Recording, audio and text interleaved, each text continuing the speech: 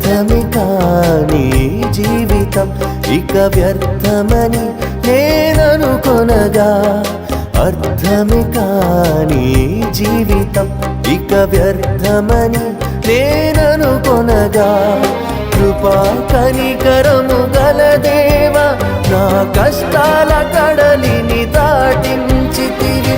కృపా కనికరము గల దేవా నా కష్టాల కడలిని దాటించితివి.